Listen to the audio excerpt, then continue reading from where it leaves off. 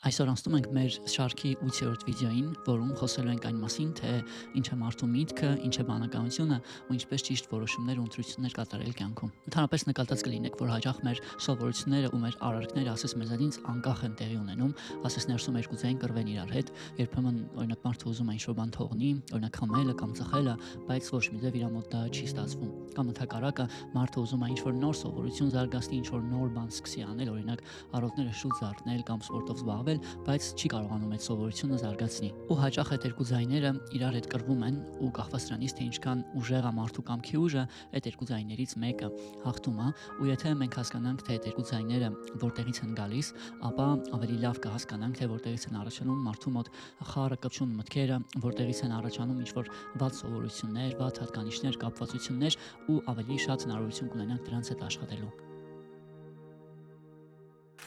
Համաձայն վեդայական փիլիսոփայության, վեդայական հոգեբանության, մարդու հոգեբանական աշխարհը բաղկացած է 4 էլեմենտներից, 4 բաղկացուցիչներից, որոնք համապատասխանաբար կոչվում են առաջինը չիտա կամ ենթագիտակցություն, երկրորդը ահանկարը կամ կեղծի ես, երրորդը մանաս կամ միտք մեր լեզվով ու չորրորդը բուդդհի կամ բանականություն։ Ու եթե այս 4 էլեմենտները լավ հասկանանք, ինչով որ այսօրվա վիդեոյի ժամանակ զբաղվելու ենք, մեծապես կհասկանանք մարդու հոգեբանությունը։ Եկեք դիտարկենք դրանցից յուրաքանչյուրը հերթով, հատկապես վերջին երկուսը, այսինքն միտքը եւ բանականությունը։ Նախ եւ առաջ չիտան կամ ենթագիտակցությունը, դա նախկինում մեր ապրած փորձից, մեր ապրած հիշողություններից մնացած հետքերն են։ Իրականում մարդու հոգեբանությունը բավականին զգայուն ու բավականին խոցելի է։ Այն համեմատվում է սպունգի հետ, որը ամեն ինչ ասես կլանում է իր մեջ, կամ փոշեկուլի հետ, որը ամեն ինչ ներս է թողնում, ու երբ որ մենք անկում ինչ-որ փորձ ենք ապրում, դա որոշակի հետք է թողում, որոշակի հիշողություն է թողնում մեր ենթագիտակցության մեջ։ Հաճախ մենք տվյալ բանին դա կարող ենք չնկատել, բայց կյանքի ինչ-որ այլ իրավիճակում ինքը ասես զարթնում է։ Այդ տարբեր հետքերը սանսկրիտի վեդաների լեզվով կոչվում են սամսկարաներ, ու չիտան, այսպես ասած, մեր հոգեբանության պահուստն է, որտեղ որ կուտակված է նախկինից եկող մեր բոլոր սամսկարաները, այսինքն բոլոր հետքերը, բոլոր հիշողությունները, որոնք կարող են գալ ու կուտակված լինել նույնիսկ մեր նախորդ կյանքերում, պարտադիր չէ որ հենց այս կյանքում։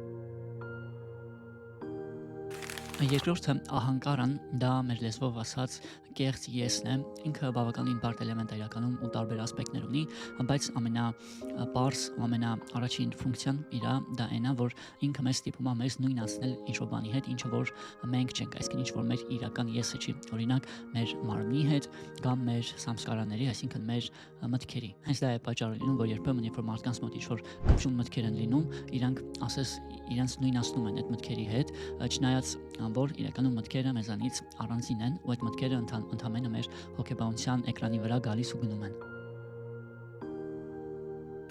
Երրորդը միտքը, սա շատ հետաքրքիր է իրականում, միտքը դա մեր հոգեբանության որոշակի անգիտակցական մաս է, որից որ գալիս են մեր բոլոր մտքերը, մեր բոլոր կապվածությունները ու մեր բոլոր աշխարհիկ էմոցիաները, ինչու եմ ասում անգիտակցաբար, որովհետև իրականում միտքը ասես մեզանից անկախ մեզ դրդում է ինչ-որ բանի մասին մտածել, ինչ-որ բաներ ցանկանալ, ինչ-որ բաների կապված լինել եւ այլն։ Առանց մեր կամքի նշանակում է, որ հաճախ այդ մտքերը կամ այդ կապվածությունները կարող են լինել մեր կամքին հակառակ։ Մենք կարող ենք չուզել տվյալ բանը ուզել, բայց միևնույնն է ուզել, մենք կարող ենք չուզել տվյալ բանի մասին մտածել, բայց միևնույնն է միտքը անգիտակցաբար սկսում է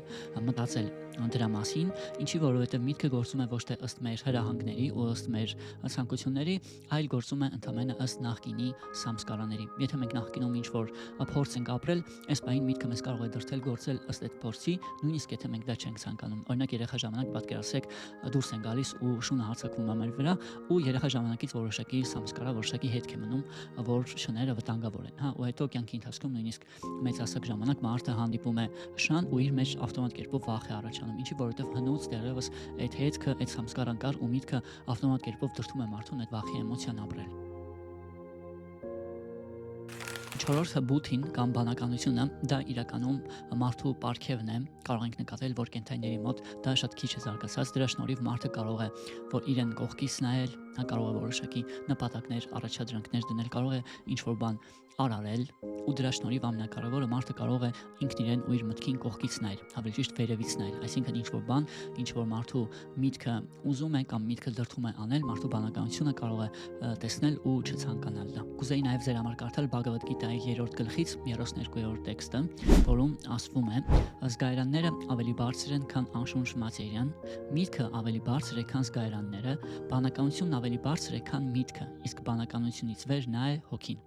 Այսինքն բանականությունը այդ ավելի բարձր, ավելի վեհ որոշակի ունակություն է, որով օժտված է միայն մարդը, քան միտքը։ Ու ասեմ, որ մենք հաճախ սրտից լսում ենք հենց այդ երկու ձայները, լսում ենք մտքի ձայնը, որը մեզ որոշակի ակնթարթային բարիքի է դրդում, ու լսում ենք բանականության ձայնը, ու հաճախ այդ ձայները իրար հակառակ են, ասես կռվում են իրար հետ, ինչի որովհետև միտքը իրականում մեզ դրդում է որոշակի ակնթարթային բարիքի, որը սանսկրիտի, վեդաների, յոգայի լեզվով կոչվում է պրեյասը դա որոշակի ակնթարթային բարիք է, որը մենք տվյալ պահին կարող ենք ստանալ, ու միտքը մեզ անընդհատ դրդում է այդ ակնթարթային բարիքին, որը որ մեզ տվյալ բային որոշակի հաճույք կպատճառի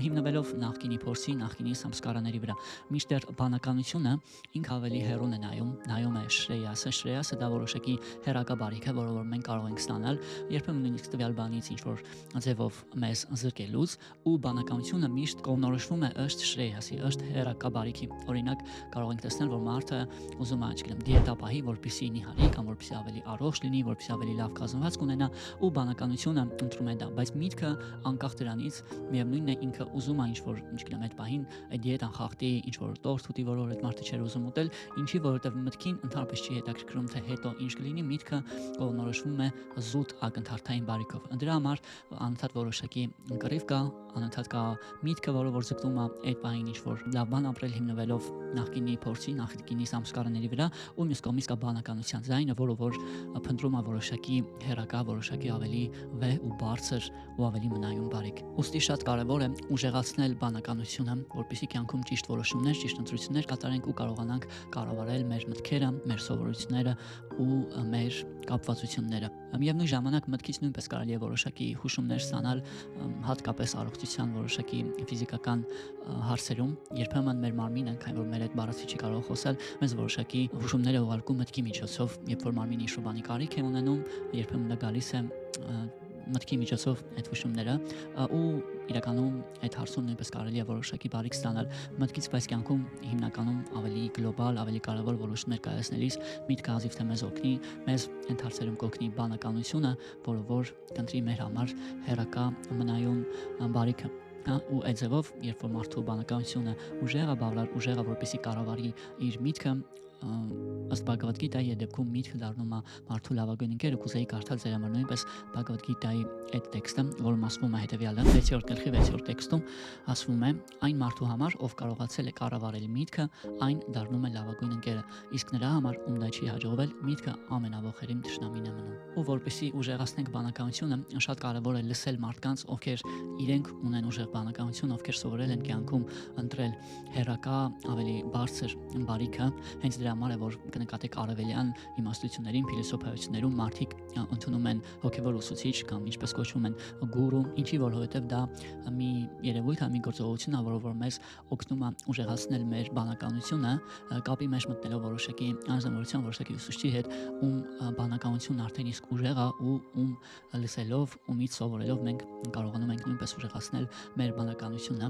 Նաև շատ կարևոր է կարդալ սուրբ գրություններ, տարատեսակ սուրբ գրություններ, ինչի որովհետև սուրբ գրությունները նույնպես խոսում են բանականության տեսանկյունից, տալիս են որոշակի սկզբունքներ, որոնք որ մեզ կբերեն հեռակա բարիքի։ Ուստի պետք է փորձել ուշադիր լսել ուժեղ բանականության գիտելիք ունեցող մարդկանց, կարդալ սուրբ գրություններ, ուսումնասիրել, ինքնաճանաչման հասնել որոշակի, այդ ամենը թույլ կտա ուժեղացնել մեր բանականությունը ու կյանքում